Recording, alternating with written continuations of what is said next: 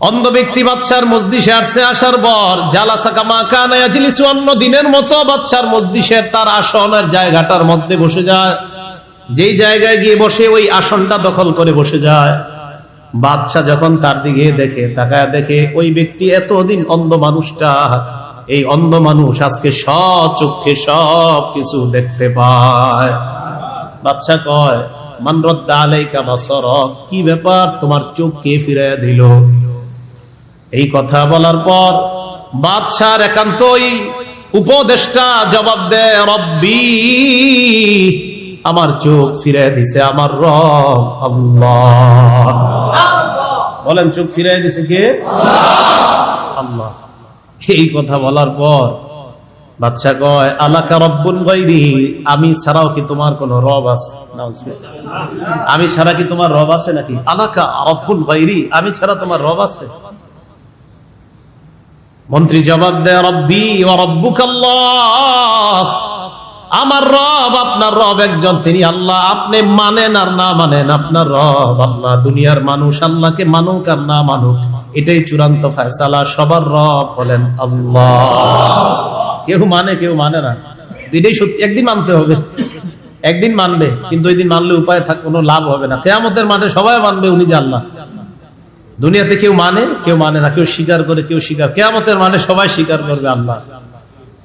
তো যাই হোক, যখন নাকি বলবে আমার রব আপনার রব আল্লাহ, এই কথা বলার পর ফাখাযাহু, তাড়াতাড়ি তাকে অ্যারেস্ট করছে। অ্যারেস্ট করার পর ফালাম ইয়াজাল ইউআযিবুহু, তাকে শাস্তি দেওয়া শুরু করছে, প্রহার করা শুরু। হাদিস দ্বারা বোঝা যায়, ঈমান আনার পর আপনার শরীরে আঘাত আসতে পারে, প্রহার আসতে পারে, এরপর ঈমান ছাড়ার প্রশ্ন আসে না। ঈমান ছাড়ার প্রশ্ন আসে না। মারতে মারতে মারতে মারতে কয়, বলো বলো, কে এটা ঘটাইছে? হাত্তা দাল্লা আলাল গুলাম, যুবকের কথা বলে দিছে। যুবকের কথা বলার পর ফাজিআ বিল গুলাম, যুবককে আনা হয়। আনার পর বাদশা যুবককে বললেন, মাশাআল্লাহ, তুমি ভালো জাদুবিদ্যা শিখছো। বলল, তুমি তো জাদুবিদ্যা খুব সুন্দর শিখছো, এখন তো তোমার জাদু এই পর্যায়ে চলে গেছে। কদ বালাগা মিন সিহরিকা মা তুবরিউল আকমাহা ওয়াল আবরাস, তুমি দেখি এখন জাদুবিদ্যার মাধ্যমে জন্মান্ধদেরকেও ভালো করে দাও, জাদুবিদ্যার মাধ্যমে কুষ্ঠ রোগীদেরকেও তুমি ভালো করে দাও। যাই হোক, তোমার জাদুবিদ্যাটা তাহলে কাজে লাগছে। এই কথা বলার পর যুবক কয়, না না, লা আশফি আহাদান, আমি কাউকে আরোগ্য দেই না। ইন্নামা ইয়াশফিল্লাহ, দুনিয়ার কাউকে আরোগ্য যদি কেউ দেয় তিনি হলেন আল্লাহ। আল্লাহ আরোগ্য দেয়। আপনার মন্ত্রী চোখ ফিরিয়ে দিছে আল্লাহ, আমি না। এই কথা বলার পর ফালাম ইয়াজাল ইউআযিবুহু, যুবকের উপর প্রহার করা শুরু হয়ে যায়। বাদশার মন্ত্রী বললেন, আমার রব আল্লাহ, তার উপরে আঘাত শুরু হয়ে যায়, তার মন্ত্রিত্ব ছিনিয়ে নেওয়া হয়, এমনকি তার উপদেষ্টা মণ্ডলী থেকে তার নাম কেটে দেওয়া হয়, এমনকি তাকে কঠিন কারাগারের মধ্যে আবদ্ধ করা হয়। যে যুবক বাদশাহ একান্ত সহচর হিসাবে জাদুকরের কাছে জাদুবিদ্যা শিখার জন্য পাঠাইলেন, ওই যুবক যখন অস্বীকার করে, কয় না না, আমি শেফা দেই না, আল্লাহ শেফা দেয়। আল্লাহর নাম বলার সাথে সাথে যুবকের উপর আক্রমণ শুরু হয়ে যায়। যুবককে প্রহার করতে করতে এবার যুবককে বলে, বলো তুমি কোথায় শিখলা? তোমাকে তো জাদু শিখতে পাঠিয়েছিলাম, অন্য কোনো কিছু শিখতে না। হাত্তা দাল্লা আলার রাহিব, যুবক প্রহার সহ্য করতে না পেরে এক পর্যায়ে পাদ্রীর নাম বলে দেয়। পাদ্রীকে আনা হয়, ফাজিআ বির রাহিব, পাদ্রীকে আনার পর এবার পাদ্রীকে কয়, কি ব্যাপার, আপনার রবকে? পাদ্রী জবাব দেয়, আমার রব হলেন আল্লাহ। এই কথা বলার পর পাদ্রীকে কয়, ইরজি আদ্দিনী, তুমি তোমার ধর্ম থেকে ফিরে আমাকে রব মেনে আমার ধর্ম গ্রহণ করে নাও। বলেন নাউজুবিল্লাহ। কি ভয়ঙ্কর পরিস্থিতি ছিল। হ্যাঁ, মানে এমনি তো রব আল্লাহ বাঁচাইছে, যে এখন সারা পৃথিবীতে এরকম বেশি কেউ কয় না যে আমি রব। ওই বাদশাহ মানে এমনি তো আপনি দিন ছাড়বেন, উল্টা হে যে রব এটাও মানতে হবে। ফেরাউন যারা মানতো যে আল্লাহ এক, তো তাদেরকে শাস্তি দেওয়ার সময় ফেরাউনের অপশন থাকতো দুইটা, এক আল্লাহ ছাড়বি, ছাড়ার পর আমারে রব মানবি, এইভাবে বলতো ফেরাউন। তাও রব না, আনা রব্বুকুমুল আলা, আমি সবচেয়ে সবচেয়ে বড় রব, এটা মানতে হবে আমাকে। নাউজুবিল্লাহ। তো যখন পাদ্রীকে শাস্তি দিয়ে বলতেছে ইরজি আন দীনি, তুমি তোমার ধর্ম থেকে ফিরে আসো, এই কথা বলার পর পাদ্রী যখন অস্বীকার করলো, আমি আমার ধর্ম ত্যাগ করার কোন প্রশ্নই আসে না, আমি আমার ধর্ম ত্যাগ করতে পারবো না, অসম্ভব। এই কথা বলার পর দা বিমিশা, মনে রাখবেন, দা বিমিশার, মিশার শব্দের অর্থ হলো করাত। একটা করাত আনা হয়, আনার পর আহারে ফায়ুদাউল মিশার ফি মাফরিকি রাসি, মাথার এই তালুতে করাত রাখা হয়, রাখার পর করাত দিয়ে শাক্কারাসা, মাথার এই তালু থেকে করাত দিয়ে মাথাটা পুরা দুই ভাগ করে দেওয়া হয়। আমরা যেমন করাত দিয়ে গাছ কেটে অথবা গাছের টুকরা গুলাকে আমরা আলাদা করি, বিশাল বড় একটা গাছের মাঝখান দিয়ে আমরা ফেরে দুই ভাগ করে ফেলি, করাত দিয়ে একটা মানুষ ঈমান আনার কারণে তার মাথা থেকে এইভাবে করাত রেখে তার মাথাটা দুই খণ্ড করে দেওয়া হয়। মাথা দ্বিখণ্ডিত করার পর এবার বাদশা বলতেছে, জি আবির রাহিব, পাদ্রীকে তো আনা হলো, পাদ্রীকে শেষ করলাম, ওইটারে আন। কোনটা? ওই যে যেই ব্যক্তির দাওয়াতের মাধ্যমে এই যুবক মুসলমান হইল, মুসলমান হওয়ার পর যুবকের দাওয়াতে আমার উপদেষ্টা মণ্ডলীর যেটা মুসলমান হয়েছে তাকেও ডাক দাও।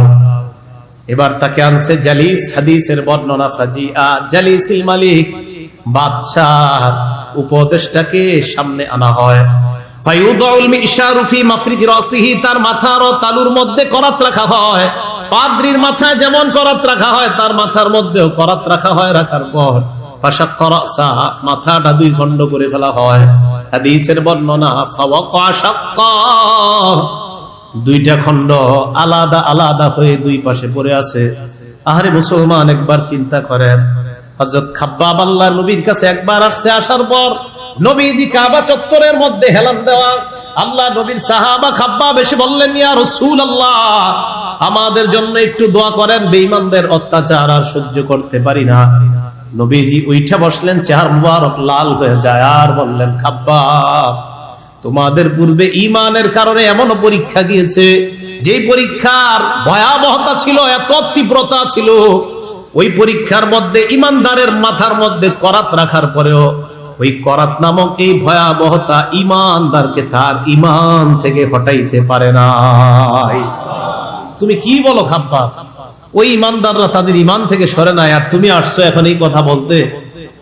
তো রাসূল আকরাম সাল্লাল্লাহু আলাইহি সাল্লাম বলেন, যখন বাদশার উপদেষ্টাকে হত্যা করা হলো, হত্যা করার পর এবার যুবককে ডাক দিয়ে চিন্তা করতেছে বাদশা যে এটারে আসলে যতই কই লাভ হবে না, এটারে লাভ হবে না। কি করছে?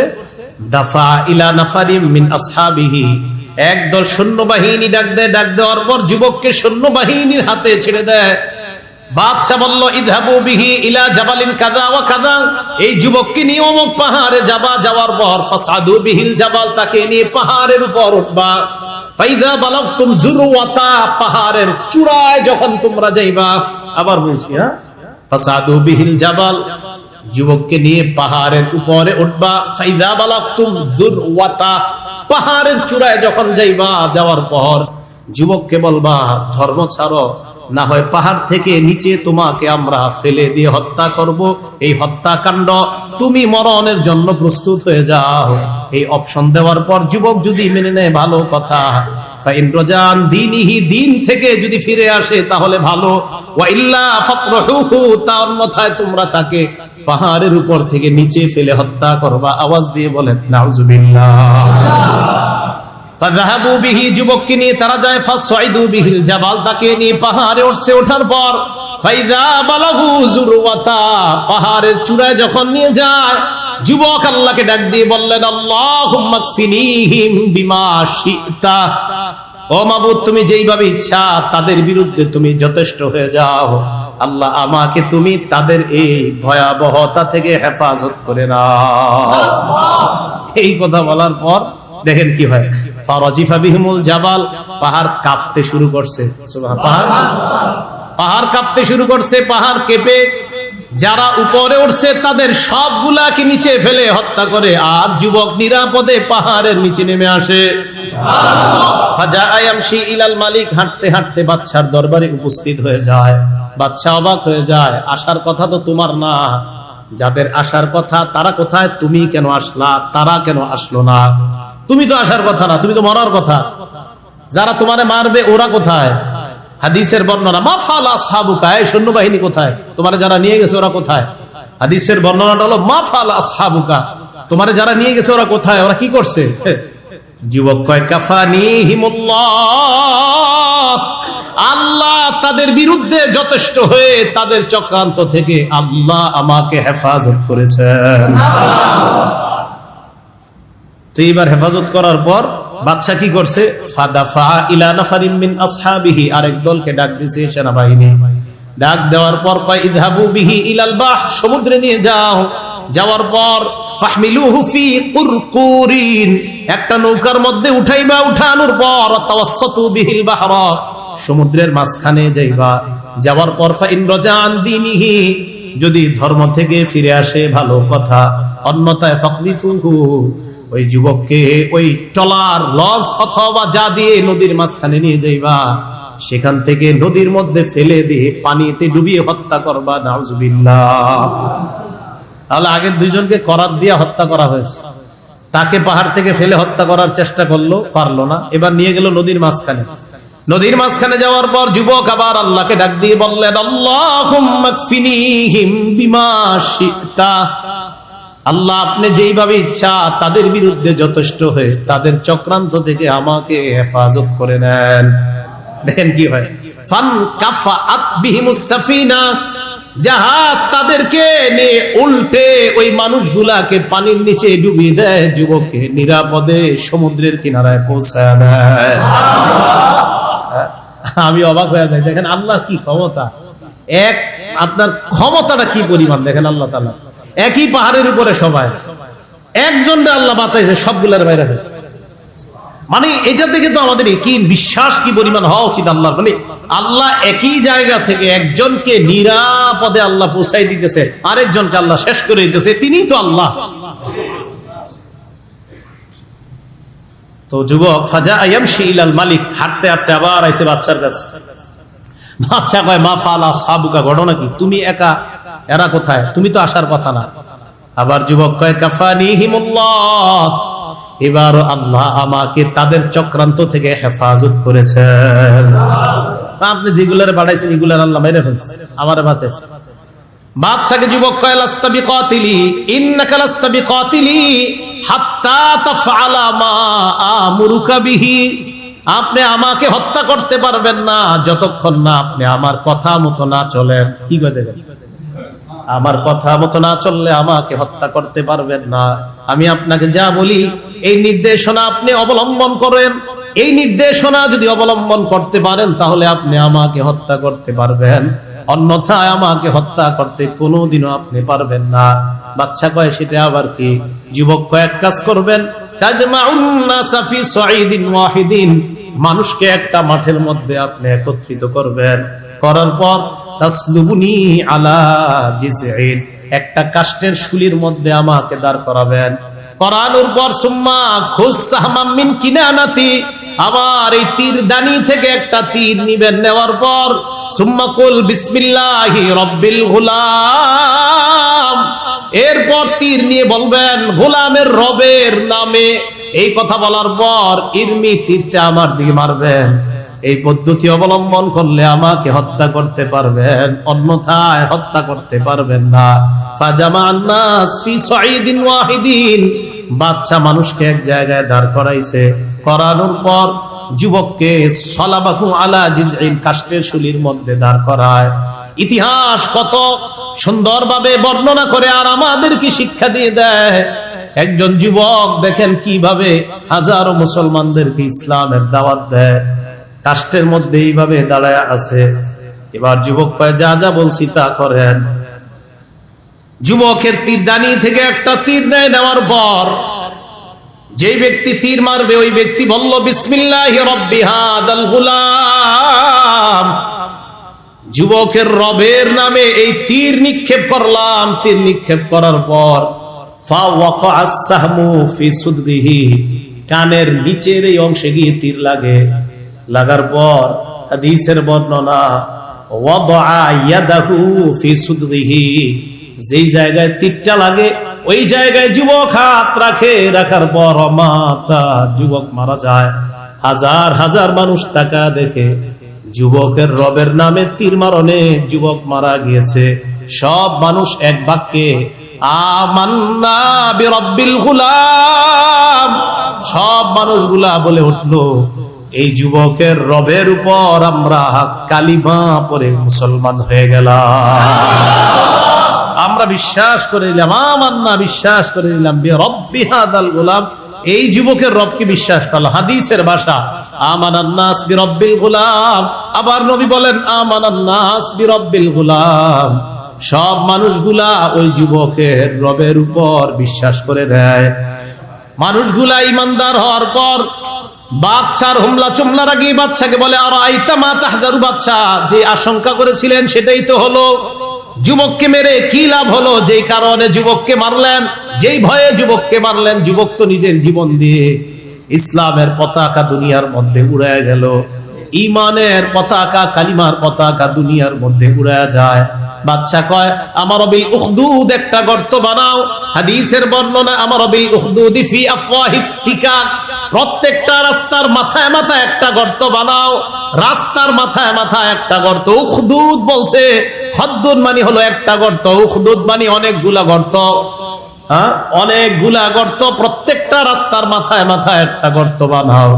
এই হাদিস দ্বারা বোঝা যায় যেহেতু প্রত্যেক রাস্তার মাথায় গর্ত একটা, তার মানে ইমানদারের সংখ্যা ছিল অনেক। এলাকায় এলাকায় ছোট ছোট মাইক দিয়ে বলবেন ইসলাম আক্রমণ করে না, ইসলাম আক্রমণ করে না, মুসলমান কাউকে প্রথমে আক্রমণ করে না।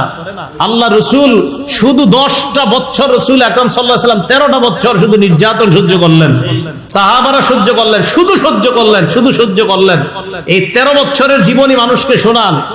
একদল মানুষ শুধু 10 বছরের নবুয়তি জিন্দেগিটা নিয়ে ইসলামকে কলুষিত করতে চায়। তাদেরকে বলবেন ভাই রাসূল সাল্লাল্লাহু আলাইহি সাল্লামের 13 বছরের জীবনীটা আগে শুনেন, এরপর 10 বছরেরটা শুনেন। ওই 13 বছরের জীবনী যখন কাউকে জানাবেন, ইনশাআল্লাহ আশাবাদী অমুসলমানরাও যদি 13 বছরের জিন্দেগি ভালো করে পড়ে তারা ইসলামের ছায়াতলে আসবে ইনশাআল্লাহ। এই জন্য মুসলমান আগে আক্রমণ করে না, এদেরকে করে, পরে হয়তো নিয়ম তারা আপনার পাল্টা প্রতিহত করে, প্রতিহত করে যদি সামাল দিতে না পারে পাল্টা আক্রমণ করে, কিন্তু আগে আক্রমণ করে অন্যরা। 200 তীরন্দাজ 10 জনকে ধাওয়া করছে, তো কি দরকার আছে বলেন তো এদেরকে ধাওয়া করার? এদের পিছিয়ে যাইতে যাইতে যাইতে যাইতে চিন্তা করতেছে এরাই তারা কিনা, মানে টেনশন আবার এরাই কিনা নাকি অন্য কেউ গেল।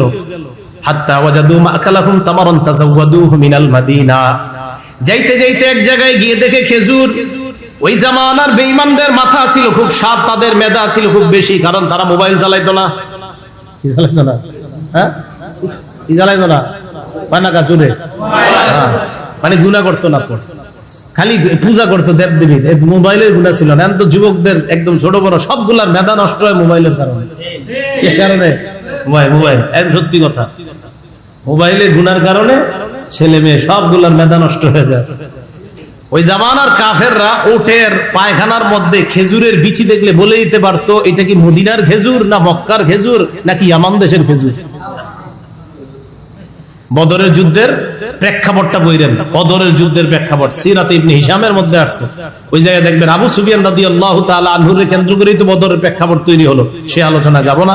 তো এইটা পড়লে বোঝা যায় ওই জায়গায় একটা ঘটনা আছে আপনার, যে ওটের পায়খানার মধ্যে খেজুরের বিচি দেখা ওই কাফেররা হাতে নিচে নেওয়ার পর এক রাখাল্লা এসে জিজ্ঞাসা করছে, আচ্ছা এই জায়গায় কি উত্তর দিকের, এবার দেখছে ওই দিকের কোন লোক আসছে?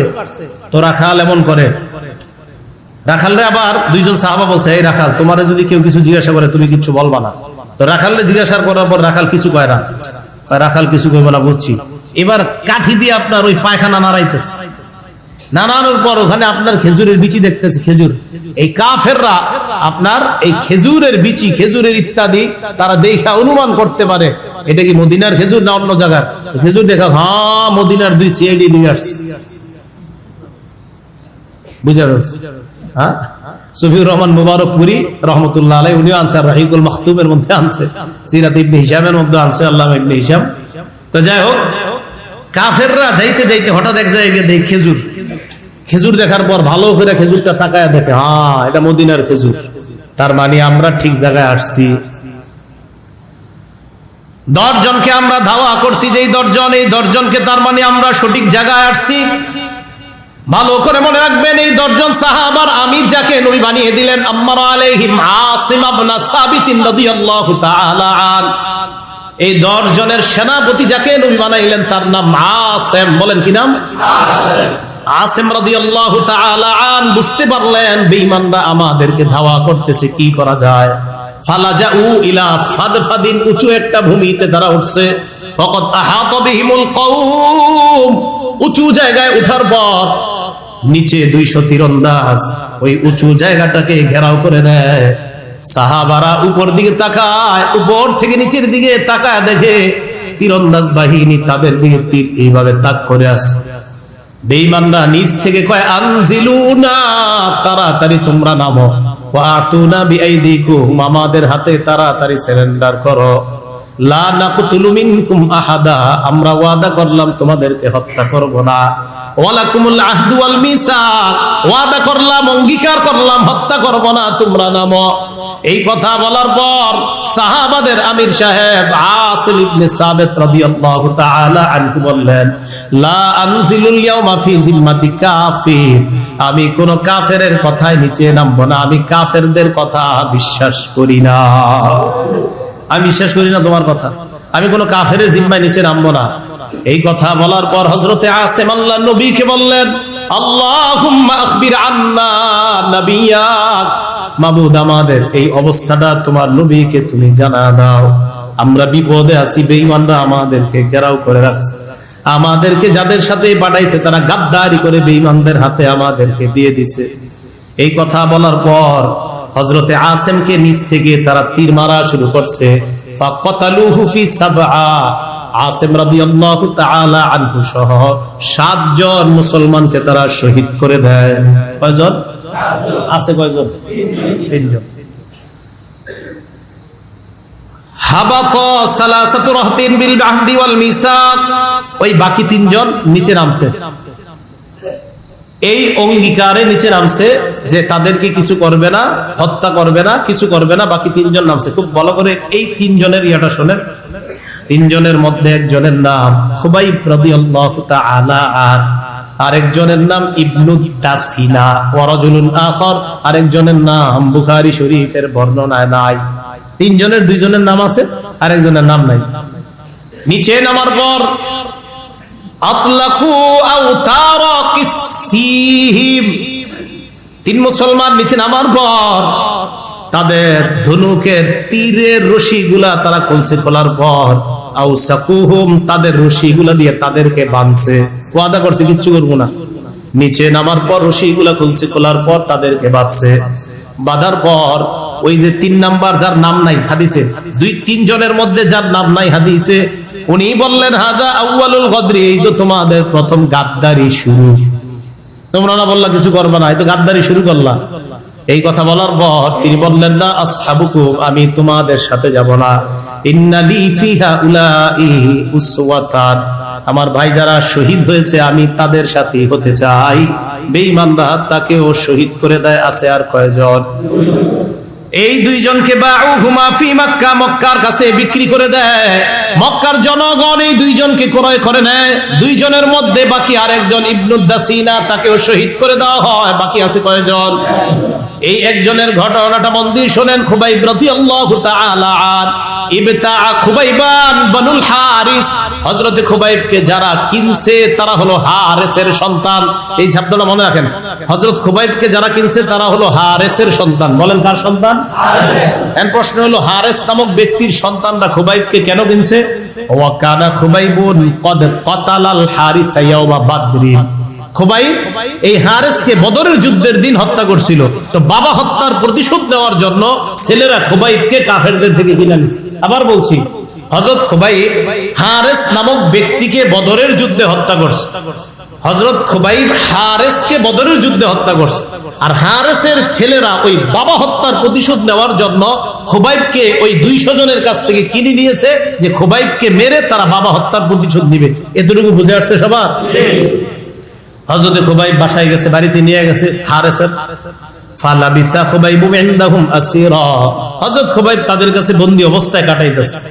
দেখেন কি হয় এখানে। ওই বাড়িতে হারেসের একটা মেয়ে আছে, খুবাইবকে যারা অ্যারেস্ট করে নিছে তার মানে তাদের একটা বোন আছে। না বুঝতে বললেন এই জায়গাটায় একটু ব্যস্ত লাগালে অনেকে। খুবাইবকে যারা অ্যারেস্ট করে নিছে তাদের একটা বোন আছে, তো বোন কার মেয়ে হবে? হারেসের মেয়ে। লাগবে আওয়াজ হবে। হারেসের ছেলেরা অ্যারেস্ট করে নিয়ে গেছে খুবাইবকে, এই হারেসের একটা মেয়ে আছে। মেয়েটা হলো কারা? তাহলে মেয়েটা সম্পর্ক কি হবে? ওই ছেলেদের বোন। এই বোনটা মানে আমাদেরকে এই বাসার ঘটনা শোনাইছে। বোনটা কেন বাসার ঘটনা শোনাইছে? এই মেয়েটা হযরত খুবাইব শহীদ হওয়ার পর, খুবাইবকে শহীদ করছে, শহীদের ঘটনাটা বলতেছি। হযরত খুবাইবকে শহীদ করার পর এই মেয়েটা মুসলমান হয়েছে, তাদের বোনটা হারেসের মেয়েটা মুসলমান হওয়ার পর সাহাবারা প্রশ্ন করছিল, আচ্ছা তোমগো বাড়িতে খুবাইবকে বন্দী করে রাখছিলা তাই না? কয় হ্যাঁ। একটু বলো তো আমগো ভাই খুবাইবরে কেমনে মারছিলা তোমরা, একটু বলো তো। তো উনি বর্ণনা দিছিলেন। কি বর্ণনা দেখেন। খুবাইব আমাদের বাসায় ছিল অনেকদিন, আমার ভাইয়েরা খানা পিনা কিচ্ছু দিত না। যেদিন ভাইয়েরা সিদ্ধান্ত নিয়ে ফেলছে খুবাইবকে হত্যা করে ফেলবে, ওলামায়ে কেরামদেরকে বলি আমি, আর সাধারণ যারা তাদেরকে আমি 2-1 দিন পর পর ঘটনাটা একা একা পড়ি গাড়িতে বসে বসে। খুবাইব যখন ওই ঘরের মধ্যে ইস্তাআরা মিনহা মূসা, ওই মেয়েটার কাছে খুবাইব একটা খুর চাইছে, ধার খুর। কেন? ইস্তাহিদ্দু বিহা, খুর দিয়া শরীরের অবাঞ্ছিত পশমগুলা কেটে ফেলবে, পরিষ্কার করবে, কারণ খুবাইবকে আজকে হত্যা করতে নিয়ে যাবে। সাহাবা শহীদ হওয়ার জন্য তৈরি হইতেছে।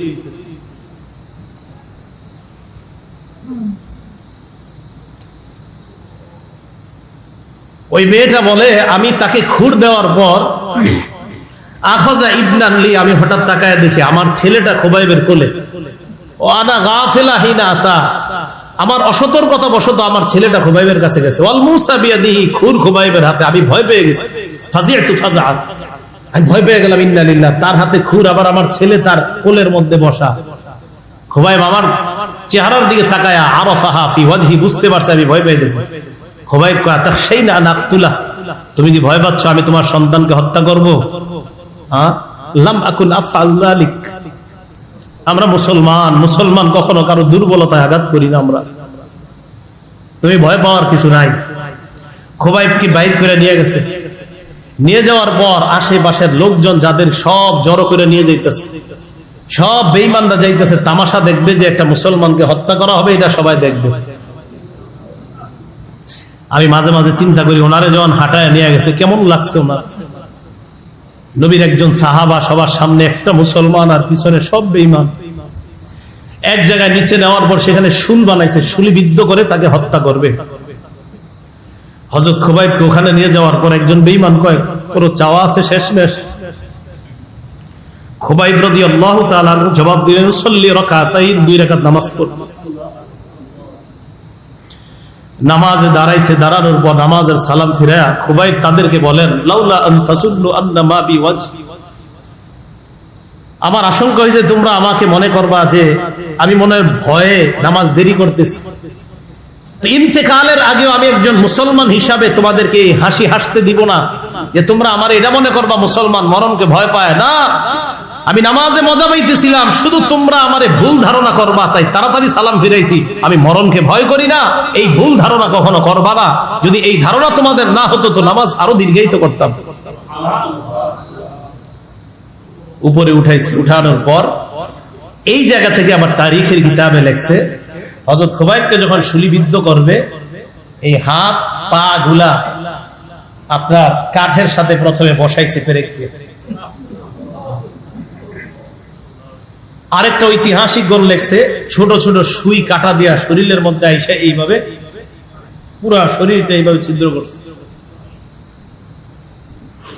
একটা কিতাবে আসছে ওয়াসসুয়ুফু তানহাসুল লাহমা, এক বেঈমান তরবারি দিয়ে গিয়ে পুরা শরীরের গোস্তগুলো এমন করতেছে, এভাবে নিচের দিকে তাকায় আছে, পুরা শরীর থেকে রক্ত পড়তেছে। একজনে হযরত খুবাইবকে গিয়ে কয়, খুবাইব, এই মুহূর্তে যদি তোমার এই জায়গায় মুহাম্মদকে দাঁড় করায় দেওয়া হয় আর তোমাকে ছেড়ে দিই, তোমার কেমন লাগবে?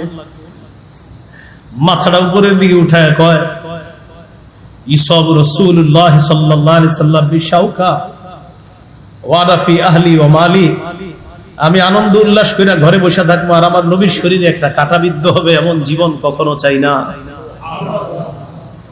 হযরত খুবাইবকে বেঈমানরা যখন মিছিল দিয়ে শহীদ করতেছে, খুবাইব আল্লাহর কাছে বলছে, আল্লাহুম্মা আহসিহিম আদাদা, আল্লাহ এই বেঈমানগুলো আমার এইভাবে মারতেছে, এদেরকে আপনি গুইনা রাখেন। ওয়াকতুলহুম বাদাদা, আল্লাহ একটারও আপনি ছাড় দিবেন না, এদেরকে আপনি একটারও ছাড় দিবেন না। আপনার নবীরে আমার এই কথাটা জানায় দেন যে বেঈমানরা আমার কি কষ্ট দিয়ে মারছে। হযরত খুবাইব রাদিয়াল্লাহু তাআলা আনহুকে শহীদ করলেন।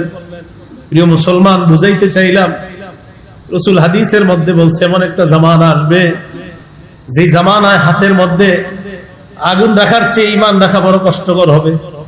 আমি আপনি ঈমানটা যেন কোনো অবস্থাতে আমার আপনার ঈমান যেন বিসর্জন না দিয়ে দেই। হযরত খুবাইব এই কঠিন মুহূর্তেও ঈমান বিসর্জন দেয় নাই। হযরত আসেম রাদিয়াল্লাহু তাআলা আনহু শহীদ হয়েছিল। ওই যে আসেম আমির সাহেব, মক্কার কাফেররা যখন শুনছে আসেমও শহীদ, তো কাফেররা বলল, সত্যি সত্যি আসেমকে মারছে? কয় হ্যাঁ। একজনে পাঠাইছে, যাও তো তার শরীরের গোস্ত নিয়ে আসো, দেখা শিওর হবো আসলে এটা আসেম কিনা। তো এক সিআইডি গোস্ত নিতে আসছে, আসার পর আয়েশা দেখে আসেমের লাশ দেখা যায় না। আল্লাহ রাসূল বলেন, আমার আসেমের লাশকে আল্লাহ মৌমাছির মাধ্যমে হেফাজত করছে। বেঈমানদেরকে আমার আসেমের লাশ ছুঁইতে দেয় নাই আল্লাহ। আল্লাহ পাক রব্বুল আলামিন এই কথাটা আমাদেরকে সূরা বুরুজে বলতেছেন, ওয়ামা নাকামু মিনহুম ইল্লা আইয়ুমিনু বিল্লাহ, তাদেরকে শাস্তি দিয়েছে, অত্যাচার করেছে, শুধু অপরাধ ঈমান আনছে। হযরত খুবাইবের অপরাধ ঈমান আনছে, খুবাইবকে শুলিবিদ্ধ করা অপরাধ ঈমান আনছে, হযরত আসিমের অপরাধ ঈমান আনছে। 10 জন সাহাবা তাদের অপরাধ, তারা ঈমানদার, শুধু ঈমান আনার কারণে তাদেরকে এইভাবে নির্মমভাবে হত্যা করা। তো আল্লাহ পাক রব্বুল আলামিন সূরা বুরুজের এই ঘটনার মাধ্যমে আমাদেরকে স্মরণ করায়া দেয় যে ঈমান আনার পর আমাদের সকলের এই তৈরি থাকা, এই প্রস্তুতি থাকা, হতে পারে আমার জীবনে কোনো পরীক্ষা আসতে পারে। তাই আল্লাহ আমাদেরকে কোরআনে বলছেন, আফা হাসিবতুম, তোমরা কি মনে করেছো, আম হাসিবতুম, তোমরা কি মনে করেছো, আন তাদখুলুল জান্নাহ, তোমরা জান্নাতে চলে যাবে এমনি, ওয়ালাম্মা ইয়াতিকুম মাসালুল লাযিনা খালাউ মিন ক্বাবলিকুম, আর তোমাদের কাছে পূর্ববর্তীদের যে পরীক্ষা গিয়েছে তাদের উপর এই জাতীয় পরীক্ষা আসবে না, আর তোমরা নিশ্চিন্তে জান্নাতে প্রবেশ করবা, এমনটা কি তোমরা মনে করো? না, এমনটা মনে করা ভাবনার কোনো দরকার নাই, বরং ঈমান আনছো তো পরীক্ষা আসতে পারে। তাই আমি আপনাদেরকে বলবো, এই এলাকার উলামায়ে কেরামের পরামর্শে, উলামায়ে কেরামের সহযোগিতায়, তাদের পরামর্শ নিয়ে বাকি জীবনটা যেন ঈমানের উপর কাটাইতে পারেন। সাবধান, পরামর্শ ছাড়া চলবেন না, আলেমদের তত্ত্বাবধান ছাড়া চলবেন না। বাতিল চারদিক থেকে আপনাকে হরণ করার চেষ্টা করতেছে। রাসূল সাল্লাল্লাহু আলাইহি সাল্লাম একটা দাগ দিছে এইভাবে, ইবনে মাজার 11 নম্বর হাদিস, জাবির ইবনে আব্দুল্লাহ বলেন, খত্ত রাসূলুল্লাহ খত্তন, রাসূল একটা দাগ দিছে, খত্ত খত্তাইনি আন ইয়ামিনি, ডানে 2টা দাগ দিছে, খত্ত খত্তাইনি আন শিমালি, বামে 2টা দাগ দিছে। দেওয়ার পর বললেন, হাদা সাবিলুল্লাহি মুস্তাকিমা, মাঝের রাস্তাটা হলো আল্লাহর সোজা রাস্তা, আশেপাশের রাস্তাগুলো হলো বাঁকা রাস্তা। প্রত্যেক রাস্তায় একজন শয়তান ডাকে, সোজা রাস্তায় আল্লাহ ডাকে, বাঁকা রাস্তায় শয়তান ডাকে। তো মনে রাখবেন, ইসলামের মধ্যে নতুন কোন আমল যদি এলাকার মধ্যে চালু হয় আর আলেমরা যদি বলে না এটা সঠিক না, এটা ভুল, এটা ইসলামের মধ্যে বেদাত, সেই কথা মেনে নেওয়ার চেষ্টা করবেন। মনে রাখবেন, বেদাতি কর্মকাণ্ড আর কিছু জিনিস করার পর আপনি বললেন, হুজুর আমার মন তো নরম হয় ওই বেদাত গুলা করলে, আমার মন খুব ভালো হয়। আরে বেদাত কাজ করলে আপনার মন ভালো হয়। অনেক নারী পুরুষ এমন আছে যারা সিনেমা দেখা কান্না করে, নাটক দেখা কান্না করে, এরকম কমেন্টও লেখে ইউটিউবের মধ্যে, আমি সিনেমা দেখলে আমার কান্না আসে, কেউ লেখে নাটক দেখলে তার কান্না আসে। তো আপনি বেদাতি কর্মকাণ্ড করলে আপনার কান্না আসে, তার কান্না আপনার কান্নার মাঝে কোনো পার্থক্য নাই। গুনাহের কারণে যেই কান্না আসে সেই চোখের পানি নিবে আপনাকে জাহান্নামে, আর আল্লাহ আল্লাহ রাসূলের কারণে যেই চোখের পানি আসে এই চোখের পানি আপনাকে জান্নাতে নিবে।